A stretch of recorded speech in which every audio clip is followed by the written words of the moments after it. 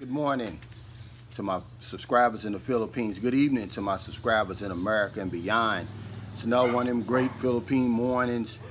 Man, it's about 73 degrees.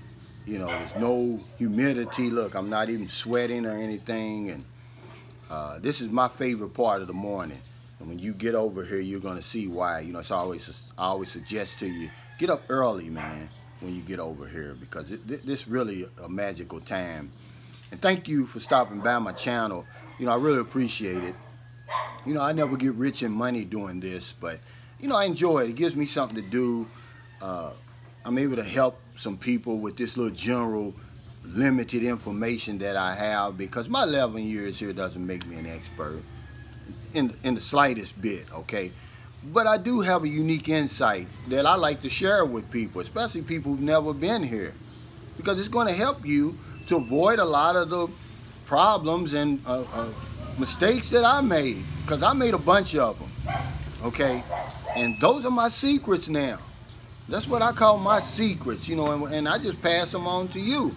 But they're not really secrets. They're just the mistakes that I made.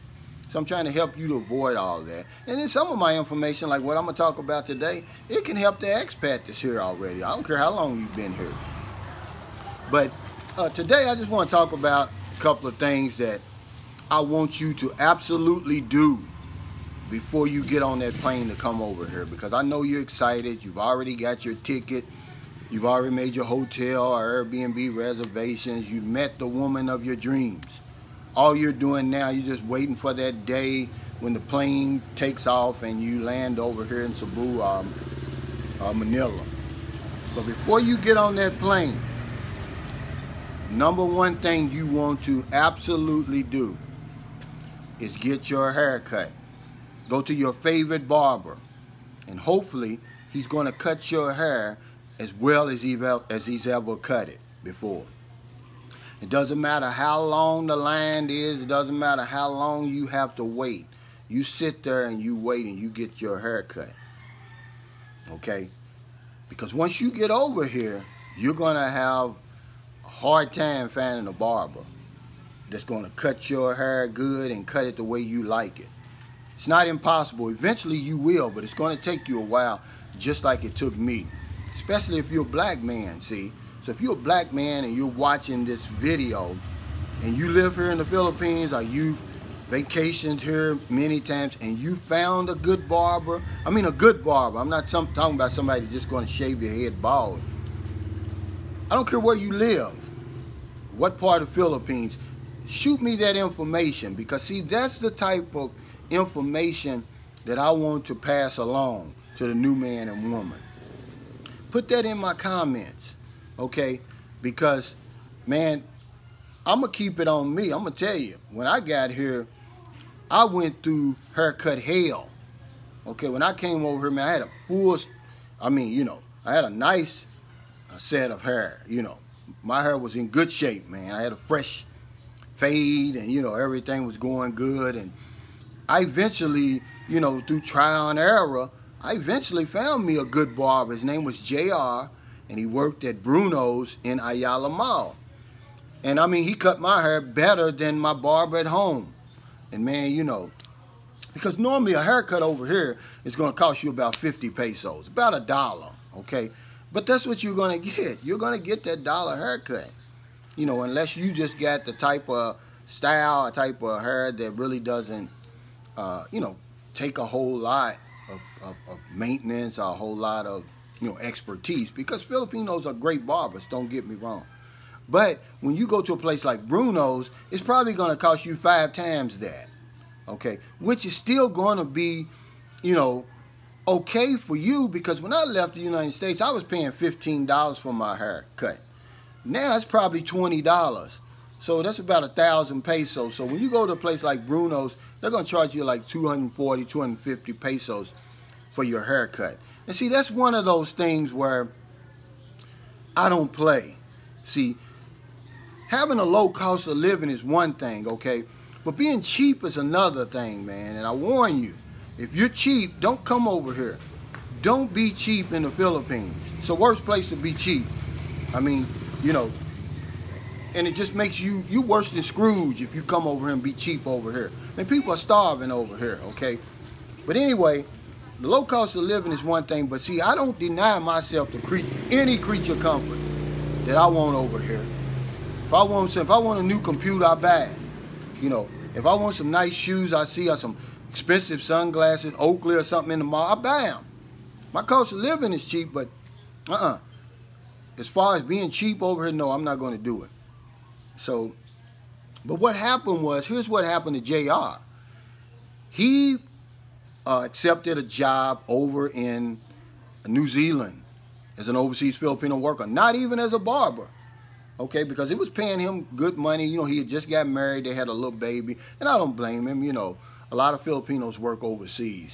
So I lost out, and then the rest, you know, I eventually did, I mean, months, maybe years between JR and my barber in Zamboanga. I found a great barber in Zamboanga, okay. But by that time, man, you know, I was damn near bald, but, you know, because what they, the problem they have, and then I'll go to my next subject, is with your hairline, they're going to have a problem because over here they're not really used to cutting that. Remember, Filipinos got the long hair, and then, you know, they'll get tapered around the ears and, you know, back. They'll fade you really, really good, but with this line in the front and on the side here, they're going to mess that up, you know, until you get them trained on how you want it. Okay, now a lot of white guys, they don't really have a problem. The white guys I talk to about this, they say their only problem is they can't get their hair cut the way they're used to having it cut, you know. But they don't really have a problem because their hairstyles are sort of the same as the Filipinos' hairstyle. So get your hair cut, and if you're a black man watching this, please, if you know of a good barber, no matter where you live in the Philippines, put it in my comments. Okay, that's one thing that I want you to absolutely do before you get on that plane. Number two is wash your clothes, and wash them thoroughly, okay, especially your whites, because one thing that I miss about the United States is my crisp white t-shirts, okay. It's impossible over here, you know, unless I go ahead and get me my own washer and dryer, which I haven't found that necessary yet, okay. You know, once I build this house, because I'm going to build a house here, and that's another video I'm going to talk to you about that. Once I build my house, yeah, I'm going to buy me washer and dryer. But right now, up until now, I haven't seen the need to do that. And finding a good laundry here is like a needle in a haystack, man. It's almost as hard as finding a good barber, because people over here still wash their clothes by hand. Okay, when I came over in 2009, even if you sent your clothes to the laundry, that's what they were doing. But now, a lot of these laundry places, they have these new front-loading washers and dryers. But the problem is, Filipinos really don't know how to operate them. They don't put enough detergent in to really get your clothes clean. And then they'll put the whites and colors in together. You know, and it's usually about 60 pesos a load, so I'm going to tell you again, don't be cheap over here. Go ahead and pay for the extra load for your white clothes only. And before you take your white clothes, go ahead and buy you, they call it Purex. It's our bleach in the United States. And let your clothes soak. You know, put a little bleach, not a lot, because, you know, if you put too much bleach, your clothes will come apart. You know, let them soak and then let them dry before you take them, and it'll work out better. And also on your color clothes, you're going to want to get you a stain remover, spray it on there first, because they're not going to come clean, man. And there's nothing worse than walking around with a stain on your shirt. I hate that. Even though the shirt's clean and you know it just came from the laundry, to have spots and stuff on your clothes, no. I'm a very, very neat person. I'm very particular about my clothes and stuff like that. You know, and this is why I'm touching on things I'm really particular on, because I know you're the same way. See, we take this stuff for granted over there, but when we get here, man, I'm going to tell you something, man. It becomes work, you know, because I'm going to give you an example of why I tell you, you know, finding one is going to be hard. You know, in Zamboanga, I thought I had found me a good laundry. I mean, they'd have my clothes back the same day, you know, the latest the next day. But then this last time, right before I came to San Carlos, all of my clothes had a red line going down. I mean, every one of them. And remember, I done already told you on one of my videos that I have a problem finding clothes that fit me over here.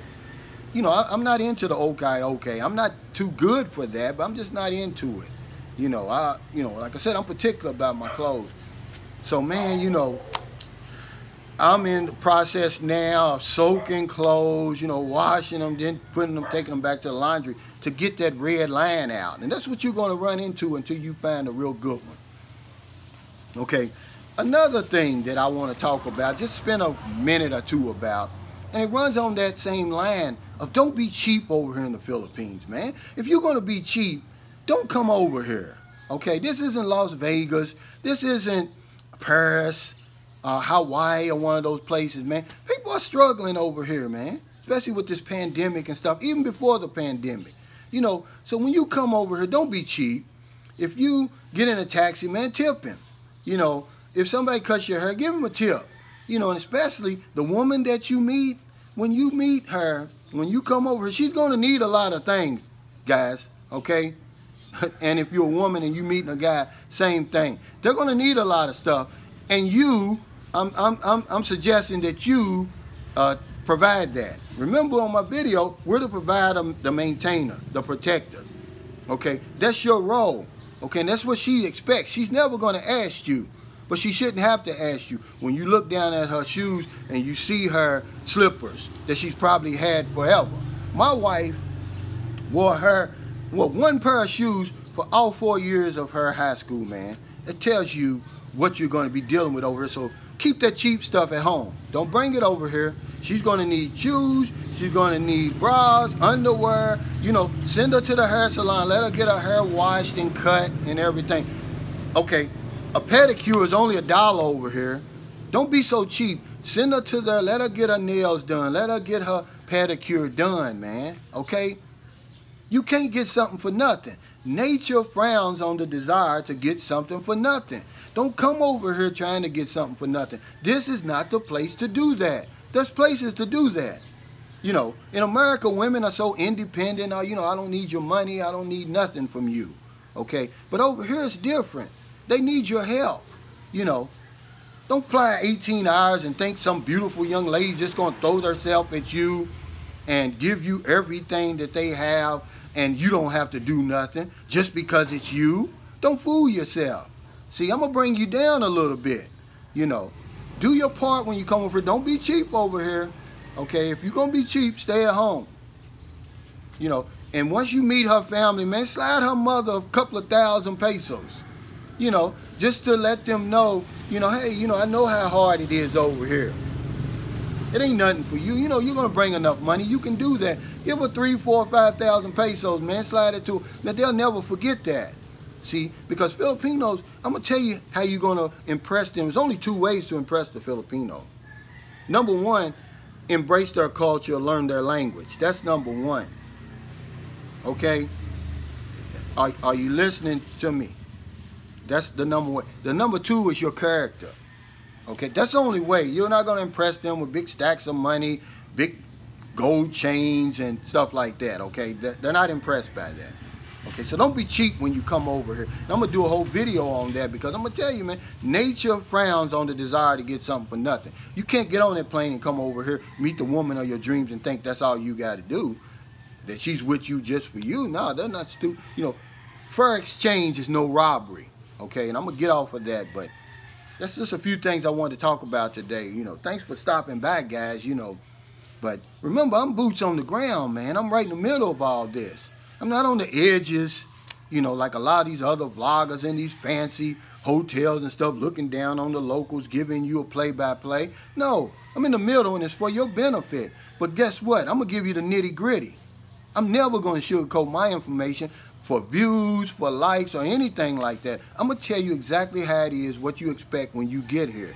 The real Philippines. Not that rosy picture. Just waiting. This is a rosy picture. This is a magical kingdom, man. Okay? But not all the time. Okay, so thanks for stopping by. If you're in America, it's not too late today to help somebody. And if you're in the Philippines, before the day is over with, help somebody. Because there's one thing I know for sure, if I don't know nothing else. When we help other people, we help ourselves. Thank you so much.